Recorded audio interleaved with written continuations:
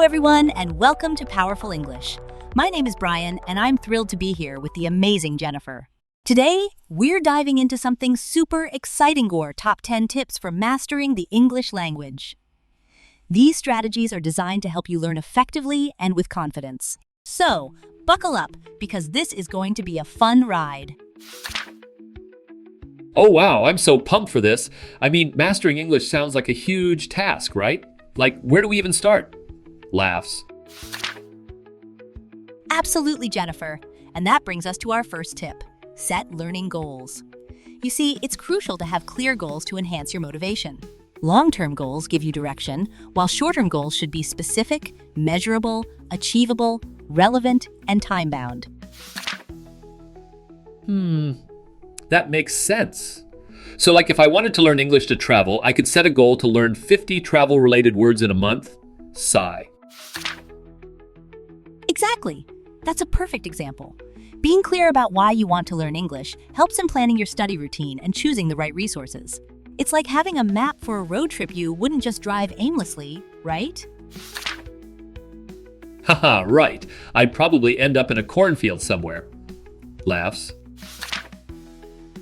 Exactly. Now, moving on to tip 2, maintain a vocabulary notebook. Jot down new words and phrases you come across, including their meanings and example sentences. Oh, I love that idea. So, like, I could write down serendipity and then maybe use it in a sentence like, I found a 20 bill on the ground. What a serendipity. Laughs. Perfect. And regularly reviewing this notebook will reinforce your memory. It's like watering a plant. The more you nurture it, the more it grows. Wow, I never thought of it that way. So, what's tip 3? Sigh. Tip 3 is to learn phrasal verbs. These are super common in English and combine a verb with another word, usually a preposition or adverb. Oh, like give up or look after.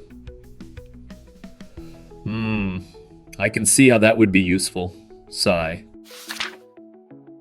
Exactly. The whole phrase acts as a verb and has a different meaning than the original verb. You'll find phrasal verbs everywhere in conversations, TV shows, movies, and books. Learning and using them regularly will significantly improve your English. But, what if I mix them up? Like, what if I say give down instead of give up? Laughs. That's a great question. Mistakes are part of the learning process. Just like a toddler learning to walk, they fall a lot but eventually get the hang of it. Haha, I can picture that. So what's next? Sigh. Tip 4. Guess the meaning first. When you encounter a new word, try to guess its meaning from the context. This practice helps you improve your ability to infer meaning. Oh, like when I watch a movie in English and I don't understand a word, I can just, figure it out from the scene. Sigh.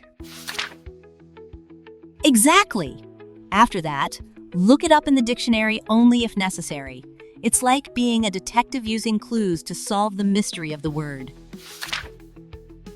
Wow, I love that analogy. So, what's tip 5? Laughs. Tip 5 is to speak English confidently. The best way to learn is through speaking. Don't worry about making mistakes. Take any opportunity to speak English, whether in conversation with others or practicing alone. That's so true. I remember when I tried to order food in English at a restaurant and I was so nervous. Sigh. Exactly. The more you speak, the better your English will become. It's like riding a bike. The more you practice, the easier it gets. Haha, I can totally relate. So what's tip 6? Laughs. Tip 6 is to shadow English speakers. Choose listening material that suits your interests and comprehension level. Oh, like listening to a podcast and then repeating what they say? That sounds fun. Sigh. Exactly. First, listen to the content thoroughly, then play the audio again and immediately repeat what the speaker says. It's like mimicking a great actor to learn their craft. Wow, that sounds fun. So what's next? Laughs. Tip 7. Surround yourself with English. Immersing yourself in English can help you learn faster and easier.